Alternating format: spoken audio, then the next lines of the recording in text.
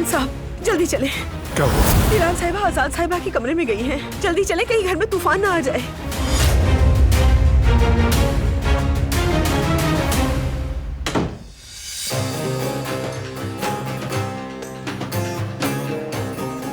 तुम अभी तक यहाँ खड़ी किसका इंतजार कर रही हो?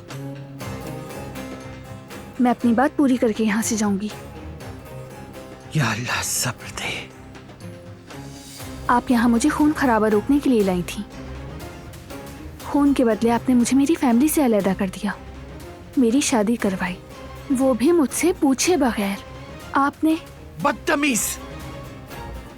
क्या मैं चाहती थी कि तुम मेरी बहू बनो? 12 अंक का फैसला था कि तुम्हें यहाँ लेकर आया जाए।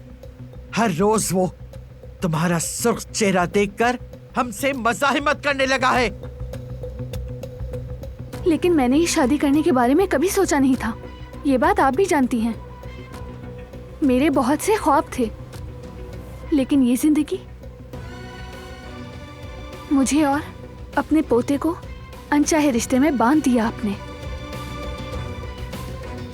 थोड़ा गौर करें, मुझे देखें, मुझसे कितनी बड़ी कुर्बानी मांगी गई ताकि इस खून खराबे से बचा जा सके। देख रही हैं ना आप? देख रही हूं तो क्या करूं मैं? वैसे भी खून तो कई सालों पहले बहा था, सिर्फ तुम्हारे कातिल बाप की वजह से। उसने जान ली मेरी बहू की और मेरे बेटे को मोहताज बना दिया मेरे लिए।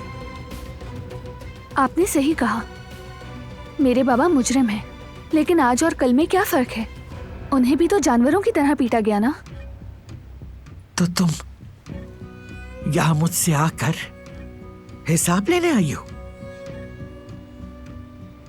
नहीं आजाद साहिबा, हिसाब लेने नहीं आई हूं, बस आपको समझने की कोशिश कर रही हूं मैं। सुनने के लिए बहुत हौसला चाहिए, और हौसले वाला इंसान जो समझ सके।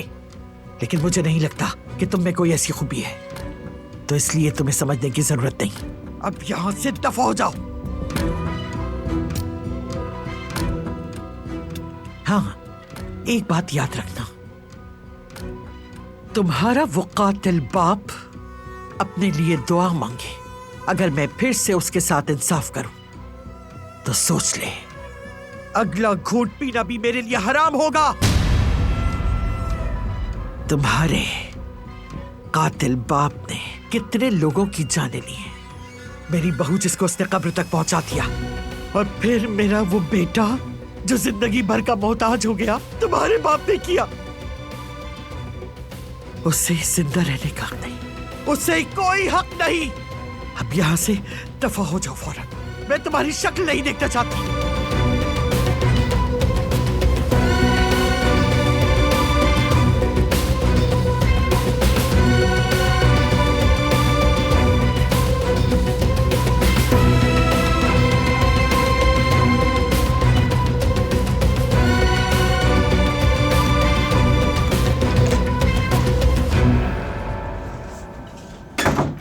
क्यों गई थी तुम दादी जान के पास?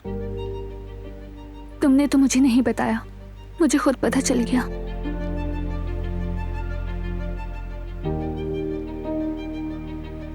बाबा को आजाद साहिबा के कहने पर मारा गया। अब सुकून मिल गया तुम्हें? कुछ बदल गया है क्या? बहुत कुछ।